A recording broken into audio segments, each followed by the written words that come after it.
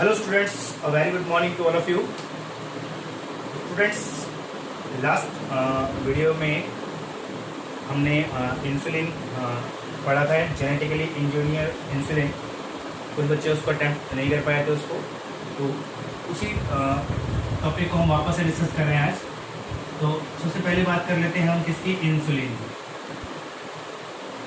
Okay, इसी के अंदर हम बात करेंगे जेनेटिकली इंजीनियर्ड इंसुलिन के बारे में। ठीक है, हम किसके अंदर पढ़ रहे हैं टॉपिक, मेडिसिन के अंदर पढ़ रहे हैं। ठीक है, बायोटेक एप्लीकेशन के अंदर मेडिसिन के अंदर हम क्या कर रहे हैं, इस टॉपिक को डिस्कस कर रहे हैं। टॉपिक क्या है हमारे पास, जेनेटिकली इंजीनियर्ड इंसुलिन क्या है। ठीक है, उसको हम समझना है किस तरीके से क्या होती है, ये डिजाइन की जाती है और क्यों। और उससे पहले हमें ये समझना है ये इंसुलिन जो है इसका काम क्या होता है। ठीक है, तो आपको पता है स्टूडेंट्स, इंसुलिन जो होती है कहाँ पे, हमारे पैनक्रियाज जो होता है, पैनक्रियाज के अंदर आइलेट्स ऑफ लैंगरहैंस में जो सेल होते हैं, कौन से, बीटा सेल्स। ठीक है, ये प्रोड्यूस करते हैं क्या, इंसुलिन। ओके, पैनक्रियाज के आइलेट ऑफ लैंगरहैंस में बीटा सेल्स जो होते हैं, इनका काम होता है इंसुलिन प्रोड्यूस करना। अब ये इंसुलिन जो हार्मोन है, इसका मेनली काम क्या होता है, ये क्या करता है, बॉडी के अंदर जो ब्लड के अंदर शुगर का लेवल है या ब्लड शुगर लेवल जो है उसको क्या करता है, ये डिक्रीज करने का काम करता है। जब भी हम खाना खाते हैं, हमारे खाना खाने के बाद जो ग्लूकोज बनता है, वो ग्लूकोज जो होता है ब्लड के अंदर एब्जॉर्ब हो जाता है।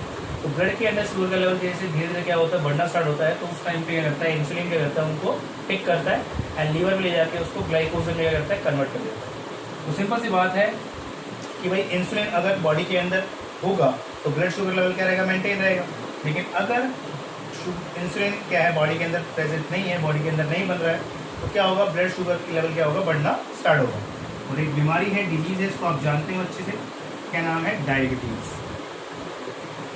ठीक है, इसको कॉमनली क्या बोलते हैं, शुगर बोलते रहते हैं। ठीक है, इसे हम क्या बोलते हैं, डायबिटीज है। अब ये डायबिटीज के पेशेंट को क्या चाहिए आपको, अगर मान लीजिए कोई इंसुलिन डिपेंडेंट डायबिटीज है, ठीक है, इसके अंदर क्या होगा, उसको रेगुलर इंसुलिन की क्या होती है, रिक्वायरमेंट होती है। तो सिंपल सी बात है, उनकी बॉडी इंसुलिन बना ले रही है, तो इंसुलिन उसको बाहर से क्या होता है, इंजेक्ट करना पड़ता है।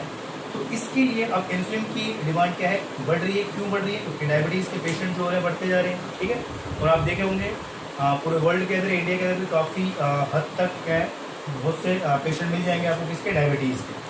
तो अब ये जेनेटिकली इंजीनियर्ड इंसुलिन क्या है और क्या इसने भूख जगाई है, और बायोटेक किस तरीके से इस फील्ड में भी अगर है प्रॉमिसिंग रिजल्ट्स जो है वो प्रोवाइड कर रहे हैं। तो क्या किया भाई साइंटिस्ट ने इनमें, हमें क्या चाहिए, इंसुलिन चाहिए।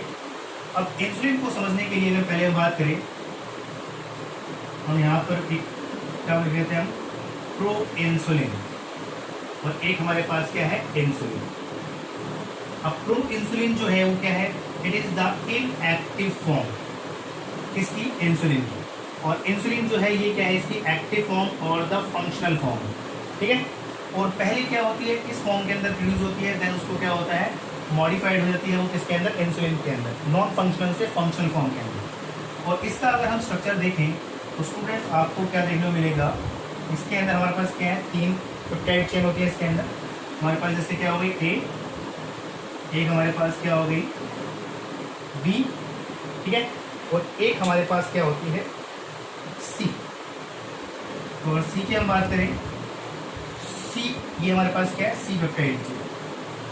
अब ये सी पेप्टाइड जो होती है, ये जो स्ट्रक्चर है ये हमारे पास किसका है, ये प्रो इंसुलिन फॉर्म के अंदर। और इसको हमें क्या होता है, मॉडिफाइड फॉर्म जो इंसुलिन है फंक्शनल फॉर्म के अंदर, इसके अंदर हमें क्या होता है, ये इसकी क्या है, फंक्शनल फॉर्म के अंदर है। और इसके अंदर कैसे मॉडिफिकेशन होती है वो हम देखेंगे अभी।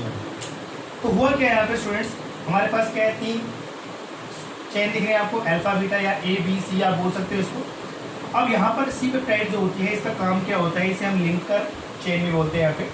अब लिंकर पेप्टाइड क्यों बोलते हैं, क्योंकि लिंक करने का काम करती है, वो ये करती है, इनको क्लोज प्रॉक्सिमिटी के अंदर लेके आती है, ताकि इनके बीच में एक डाइसल्फाइड लिंकेज जो है वो यहाँ पर क्या हो सके, प्रोड्यूस हो सके। ठीक है, इसका काम क्या होता है कि इन दोनों चेन को क्या होता है, क्लोज लेके आना, ताकि इनके बीच में क्या है, बॉन्डिंग हो सके, ये डाइसल्फाइड लिंकेज जो है वो बन सके।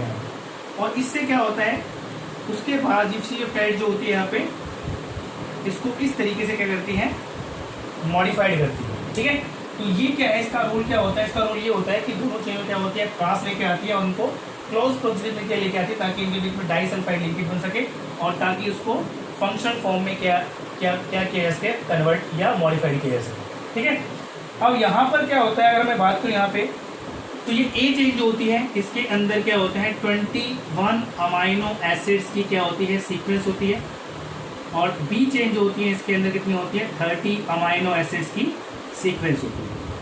ठीक है, और इनके बीच में क्या होती है, डाइसल्फाइड लिंकेज होती है। यहाँ पर जो सल्फर कंटेनिंग अमाइनो एसिड्स होते हैं वो आपस में करते हैं यहाँ पे बॉन्ड बना। ठीक है, तो ये नॉन फंक्शनल फॉर्म है, ये इसकी क्या है, फंक्शनल फॉर्म है इसके अंदर।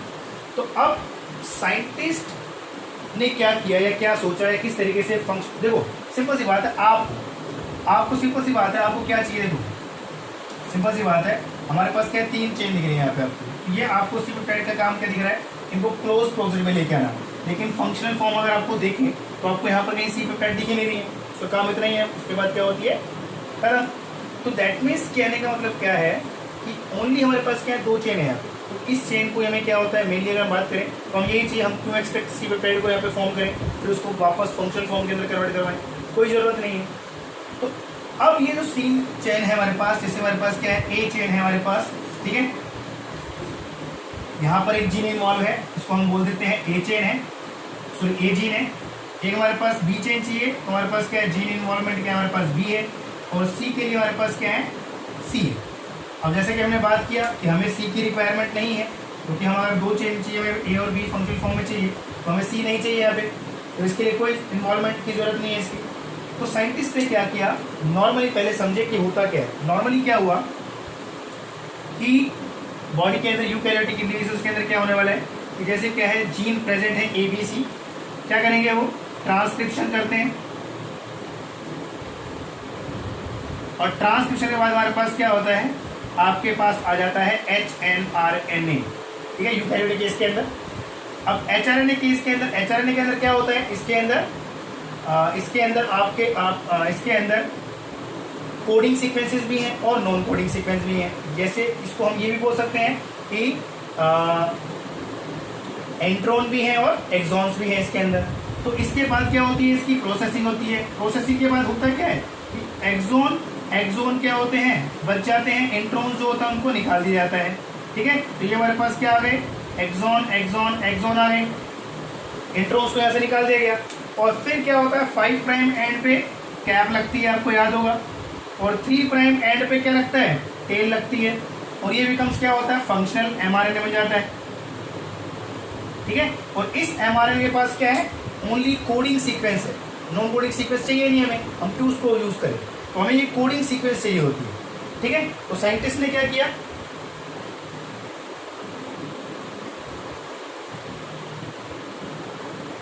तो साइंटिस्ट ने क्या किया भाई, अब हमें ये चाहिए, उसी कोडिंग सीक्वेंस चाहिए, तो साइंटिस्ट ने क्या लिया, जीन ए लिया। ठीक है, और जीन ए को क्या किया, इसकी जीन ए से इसका एमआरएनए प्रोड्यूस किया। ठीक है, एमआरएनए प्रोड्यूस किया, और इस एमआरएनए से में यूज किया इन्होंने एंजाइम, कौन सा, रिवर्स ट्रांसक्रिप्टेज। ठीक है, क्या करेगा, ये इसकी कॉम्प्लीमेंट्री कॉपी बनाएगा, और ये हमारे पास क्या आ जाएगा, ये हमारे पास क्या आ गया, इसका डीएनए आ गया। ठीक है, कॉम्प्लीमेंट्री बन गया, और इसे हम क्या बोलते हैं यहाँ पे, cDNA। ठीक है, ये हमारे पास क्या आ गया, cDNA आ गया हमारे पास, किसका, जीन ए का। और दूसरा हमें क्या चाहिए, जीन बी चाहिए, तो हमने क्या कर लेंगे, इसी तरीके से हम जीन बी जो है इसको भी प्रोड्यूस कर लेंगे। तो हमारे पास क्या आ गया भाई, क्योंकि हमें जीन बी भी चाहिए, तो जीन बी के लिए हमने क्या किया, इसको भी सेम प्रोसीजर, हमने क्या करवाया, इसकी भाई ट्रांसक्रिप्शन करवाई, और हमारे पास क्या आ गया, एमआरएनए आ गया। ठीक है, और इस एमआरएनए के लिए फिर हमने क्या यूज किया, एंजाइम यूज किया, कौन सा, रिवर्स ट्रांसक्रिप्टेज, और फिर हमारे पास क्या आ गया, एमआरएनए आ गया, सॉरी कॉम्प्लीमेंट्री डीएनए आ गया। ठीक है, और ये भी हमारे पास क्या आ गया, cDNA। ये हमारे पास cDNA कौन सा आ गया, बी जीन के लिए, तो हमारे पास क्या है, 2 कॉपी आ गई, जीन ए का हमारे पास क्या आ गया, डीएनए आ गया, दूसरा हमारे पास क्या आ गया, जीन बी का हमारे पास आ गया। नेक्स्ट स्टेप हमारे पास क्या है, अब हमने क्या किया, इन दोनों को, इस जीन को लिया हमने, जैसे हमारे पास क्या आ गया, ये सी डीएनए किसका है, जीन ए का, ठीक है। और यहां पर भी हमने ऐसे किया, हमने लिया ये क्या है, सी डीएनए किसका, जीन बी का ले लिया, और इसके साथ हमने क्या कर दिया, इसको लिया हमने, और हमने यहां पर ले लिया एक, क्या ले लिया, प्लाज्मिड ले लिया, बैक्टीरियल में से ई कोलाई लिया, ई कोलाई से प्लाज्मिड निकाल लिया, और उस प्लाज्मिड को क्या कर दिया, उस प्लाज्मिड के अंदर हमने, इसने डीएनए को क्या कर दिया, हमने इंसर्ट कर दिया। यहाँ पर भी हमने सेम केस किया, प्लाज्मिड लिया, और इस प्लाज्मिड के अंदर हमने क्या किया, हमारा जो डिजायर्ड डीएनए था, जो इंसुलिन जीन जो हमारे पास, ठीक है, gene A and gene B, इसको हमने क्या कर दिया, इंसर्ट कर दिया। और इंसर्ट करने के बाद, ठीक है, हमारे पास क्या आ गया, रिकॉम्बिनेंट, हमारे पास क्या आ गया, रिकॉम्बिनेंट प्लाज्मिड आ गया, ठीक है, दैट इज आरडीएनए, ठीक है, रिकॉम्बिनेंट प्लाज्मिड आ गया। और यहां पर भी हमने सेम केस किया, और यहां पर भी हमारे पास क्या आ गया, जीन बी के लिए, ठीक है, हमारे पास रिकॉम्बिनेंट प्लाज्मिड बना लिया हमने इसको, ठीक है। ये हमारे पास क्या आ गया, जीन बी, और ये हमारे पास क्या था, जीन ए। अब हमने नेक्स्ट स्टेप क्या किया, पहले मैं देख लेता हूं आपको कि दिखाई दे रहा है कि नहीं दिखाई दे रहा है पार्ट, ओके, इट्स विजिबल। तो नेक्स्ट स्टेप हमारे पास क्या है, फिर हमने क्या किया भाई, इसके बाद हमने इन डीएनए को क्या किया, लैब में साइंटिस्ट ने क्या किया कि इन दोनों डीएनए कॉपीज को, ठीक है, सॉरी, पहले प्लाज्मिड हमारे पास है, इस प्लाज्मिड को इंसर्ट किया किसके अंदर, ई कोलाई के अंदर, ठीक है, और दोनों के अंदर अलग अलग, उसको भी हमने क्या किया, ई कोलाई के अंदर क्या किया, इंसर्ट किया, ठीक है, जीन ए और जीन बी। अब आप एक क्वेश्चन यहाँ पर बन सकता है, क्वेश्चन ये बन सकता है, बैक्टीरिया की जरूरत क्यों पड़ रही है, हम यूकैरियोट से ले सकते हैं, और यूकैरियोट केस में आपको पता है कि प्रोसेसिंग होती है, लेकिन प्रोकैरियोट केस में प्रोसेसिंग नहीं होती। तो आपको याद होगा जो हम एमआरएनए जो ट्रांसक्रिप्शन हुई थी यूकैरियोट केस के अंदर, तो वहाँ पर जीन से क्या बनता है, एचआरएनए बनता है ट्रांसक्रिप्शन के बाद, और एचआरएनए की क्या होगी, प्रोसेसिंग होगी, देन एमआरएनए बनेगा।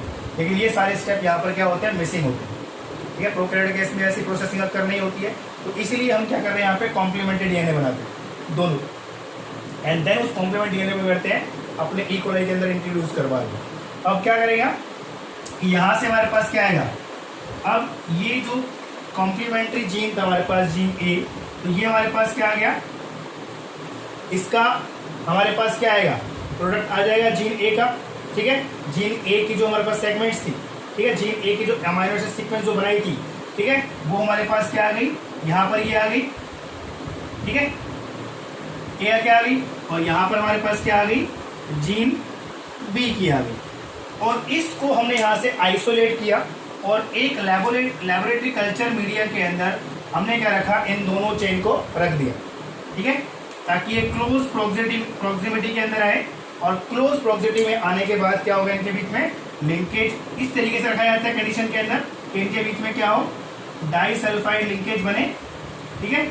और ये इंसुलिन जो है, जैसे हमारे पास जीन हो गया ना, ये क्या हो गया, हमारे पास ए चेन हो गई, ये हमारे पास क्या हो गई, बी चेन हो गई, ये हमारे पास डाइसल्फाइड लिंकेज हो गई, तो हमारे पास आ गया, क्या आ गया, हमारे पास फंक्शनल इंसुलिन आ गया हमारे पास, समझ आ गया।